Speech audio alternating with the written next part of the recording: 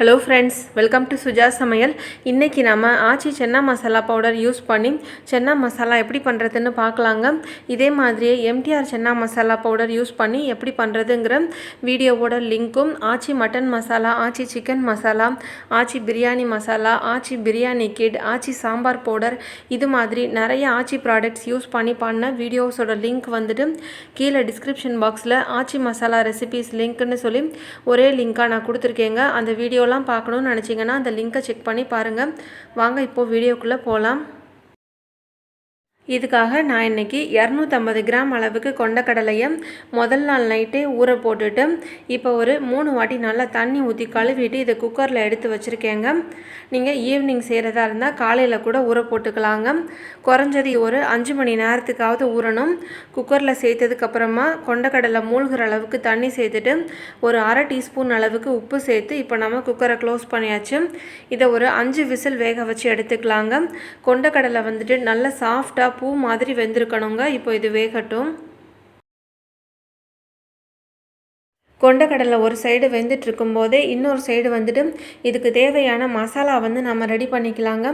இதுக்காக ஒரு கடாயில் 4லேருந்து 5 டீஸ்பூன் வரைக்கும் எண்ணெய் சேர்த்துக்கோங்க.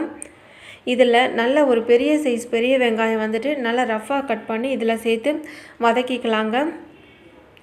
இது நம்ம நல்லா வதக்கிட்டு அரைக்கி தான் போகிறோம், அதனால் கொஞ்சம் நல்லா பெரிய சைஸாகவே கட் பண்ணிக்கலாங்க.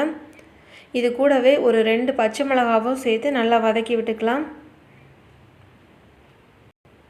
நீங்கள் சின்ன சைஸ் வெங்காயமாக இருந்தால் 2 வெங்காயமாக கூட எடுத்துக்கோங்க. வெங்காயத்தை மீடியம் ஃப்ளேம்லேயே வச்சு நல்லா லைட்டாக வதக்கி விட்டுக்கோங்க.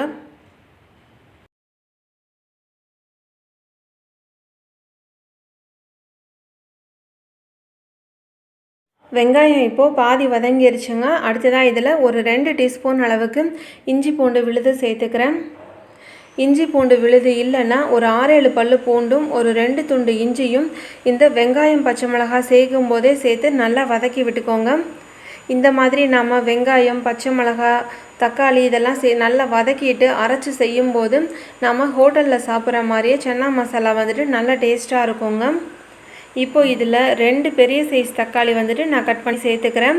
ஒரு பெரிய வெங்காயம் எடுத்துக்கிட்டிங்கன்னா அதுக்கு 2 தக்காளிங்கிற கணக்குக்கு சேர்த்துக்கோங்க. நான் இன்றைக்கி நல்ல ஒரு பெரிய சைஸ் பெரிய வெங்காயம் 1, அதே மாதிரியே தக்காளியும் நல்லா பெரிய சைஸில் 2 எடுத்துக்கேங்க. இப்போ இது எல்லாத்தையும் சேர்த்து நல்லா வதக்கி விட்டுக்கலாம்.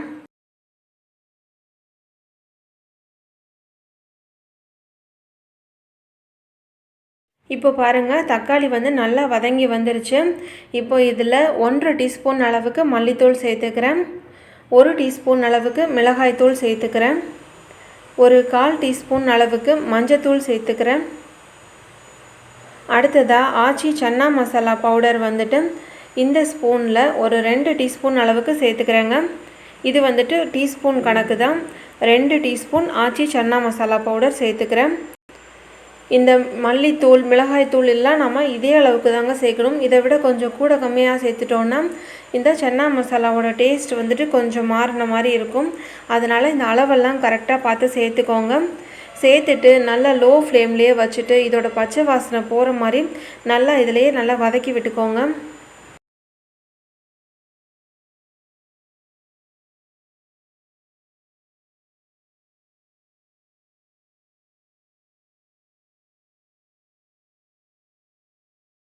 இப்போ இதில் அரை டம்ளர்லேருந்து 1 டம்ளர் வரைக்கும் தண்ணி சேர்த்துட்டு இதை நல்லா கலந்து விட்டு ஒரு 2 நிமிஷத்துக்கு கொதிக்க வச்சிடலாங்க.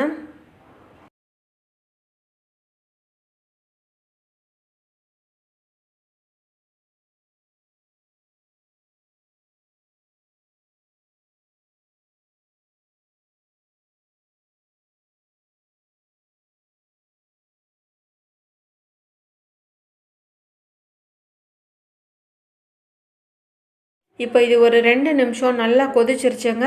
இப்போ நாம் ஸ்டவ்வை ஆஃப் பண்ணிவிட்டு இதை நல்லா ஆற வச்சுட்டு ஆறுனதுக்கப்புறமா மிக்சியில் சேர்த்து நல்லா ஒரு ஃபைன் பேஸ்ட்டாக அரைச்சி எடுத்துக்கலாம். கொண்டக்கடலைக்கு நான் இப்போ 5 விசில் விட்டு குக்கர் ஆஃப் பண்ணி ஒரு 10 நிமிஷம் ஆச்சு. இப்போ ஓப்பன் பண்ணி பார்க்கலாம். பாருங்கள், இப்போ இது நல்லா வெந்து வந்திருக்குங்க. நல்லா சாஃப்டாக நல்லா பூ மாதிரி வெந்திருக்கு.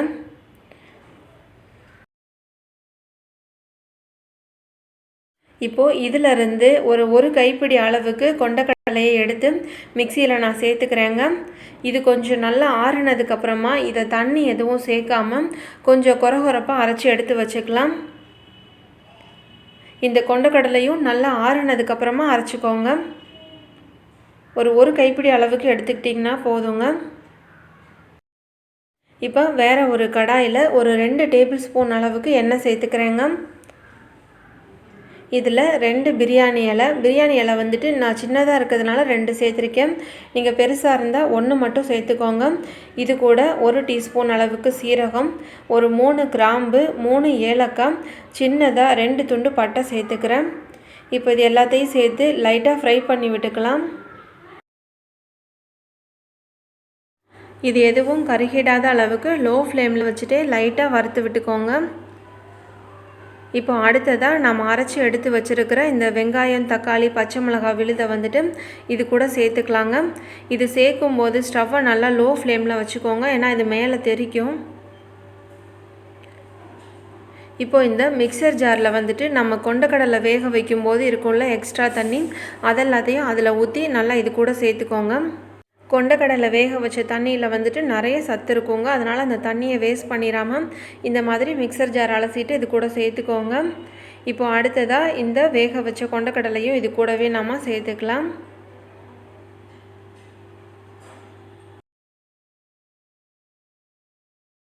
இப்போ அடுத்ததாக நாம் கொஞ்சம் வேக வச்ச சென்னாவை அரைச்சி வச்சுருக்கோம் இல்லையா, இதையும் இது கூடவே சேர்த்துக்கலாம்.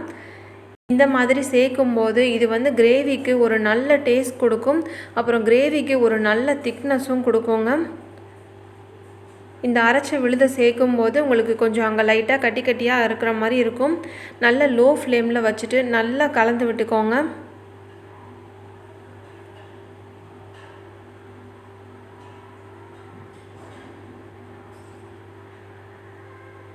ஸ்டவ்வை நல்லா மீடியம் ஃப்ளேம்லேயே வச்சுட்டு இதெல்லாம் பண்ணிக்கோங்க.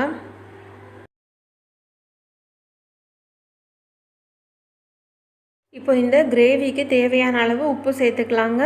நாம் ஏற்கனவே சென்னா வேக வைக்கும்போது ஒரு 1/2 டீஸ்பூன் அளவுக்கு உப்பு சேர்த்துருக்கோம். அதனால் பார்த்து கொஞ்சம் கம்மியாக சேர்த்துக்கோங்க. தேவைப்பட்ட அப்புறம் எக்ஸ்ட்ரா கூட நாம் சேர்த்துக்கலாம். உப்பு சேர்த்ததுக்கப்புறமா இதை நல்லா ஒன்று போல் கலந்து விட்டுக்கோங்க. இப்போ இது நல்லா கொதிச்சு வரட்டும். இப்போ பாருங்கள், இது நல்லா கொதிக்க ஆரம்பிச்சிருச்சு. இந்த ஸ்டேஜில் நம்ம ஸ்டவ்வை நல்லா லோ ஃப்ளேமில் மாற்றி வச்சுட்டு ஒரு லிட் போட்டு க்ளோஸ் பண்ணிடுங்க. இது இப்படியே ஒரு 7லேருந்து 8 நிமிஷத்துக்கு இருக்கட்டும். இப்போ ஒரு 8 நிமிஷம் ஆயிடுச்சுங்க. ஓப்பன் பண்ணி பார்க்கலாம். பாருங்கள், இப்போ நமக்கு சன்னா கிரேவி ரெடி ஆகிடுச்சுங்க. இப்போது கடைசியாக இதில் ஒரு வாசனைக்காக ஒரு 1/4 டீஸ்பூன் அளவுக்கு சீரகத்தூள் வந்து சேர்த்துக்கிறேங்க. கடைசியாக சேர்க்கும் போது கிரேவி வந்துட்டு நல்ல வாசனையாக நல்லாயிருக்கும். அடுத்ததாக பொடியாக கட் பண்ண கொத்தமல்லி தழை கொஞ்சம் சேர்த்துக்கிறேன். இது கூடவே 1 டீஸ்பூன் அளவுக்கு நெய்யும் சேர்த்துக்கிறேங்க. நீங்கள் நெய்க்கு பதிலாக பட்டர் கூட சேர்த்துக்கலாம்.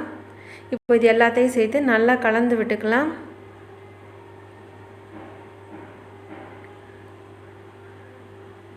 நம்ம கடைசியாக நெய் சேர்க்கும் போது அந்த வாசனை வந்துட்டு ரொம்பவே சூப்பராக இருக்குங்க.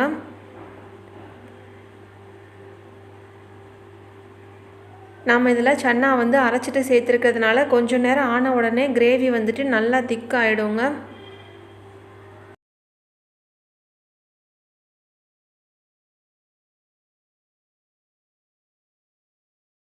இப்போது சன்னா மசாலா ரெடி ஆகிடுச்சுங்க. இப்போ நான் ஸ்டவ்வை ஆஃப் பண்ணிட்டேன். ஸ்டவ்வை ஆஃப் பண்ணதுக்கப்புறமா ஒரு 1/2 மூடி அளவுக்கு எலுமிச்சம்பழ சாறு சேர்த்துக்கிறேங்க. இந்த மாதிரி நம்ம கொஞ்சமாக லெமன் ஜூஸ் சேர்த்துக்கும் போது இந்த கிரேவி வந்துட்டு கொஞ்சம் புளிப்பாக ரொம்பவே டேஸ்ட்டாக நல்லா இருக்குங்க. இது கூடவே ஒரு சீக்ரெட் இன்க்ரீடியன்ட் வந்து நான் ஒன்று சேர்த்துருக்கேங்க. 1 டீஸ்பூன் அளவுக்கு சுகர் சேர்த்துருக்கேன். அதை வந்து இதில் நான் காமிக்கலை, ஆனால் நான் 1 டீஸ்பூன் அளவுக்கு சீனி சேர்த்துருக்கேங்க. இந்த மாதிரி நம்ம 1 டீஸ்பூன் அளவுக்கு எந்த சப்பாத்திக்கு கிரேவி செய்கிறதா இருந்தாலும் அதில் நம்ம சேர்த்துக்கிட்டோன்னா ரொம்பவே டேஸ்ட்டாக இருக்குங்க. இது வந்து ஆப்ஷனல் தாங்க, நீங்கள் விருப்பப்பட்டால் மட்டும் சேர்த்து செஞ்சு பாருங்கள். செஞ்சு பார்த்துட்டு உங்களுடைய கமெண்ட் சொல்லுங்கள். இந்த மாதிரி கடைசியாக நம்ம கொஞ்சம் லெமன் ஜூஸ், ஒரு டீஸ்பூன் சுகர்லாம் போட்டு செய்யும்போது நமக்கு ரெஸ்டாரண்ட்டில் சாப்பிட்ற அதே டேஸ்ட்டு கிடைக்குங்க. நீங்களும் ட்ரை பண்ணி பார்த்துட்டு உங்களுடைய கமெண்ட் சொல்லுங்கள். இந்த வீடியோ உங்களுக்கு பிடிச்சிருந்தா மறக்காமல் சுஜா சமையல் சேனலை சப்ஸ்கிரைப் பண்ணி பக்கத்தில் உள்ள பெல் ஐக்கானையும் ப்ரெஸ் பண்ணிக்கோங்க. தேங்க்யூ.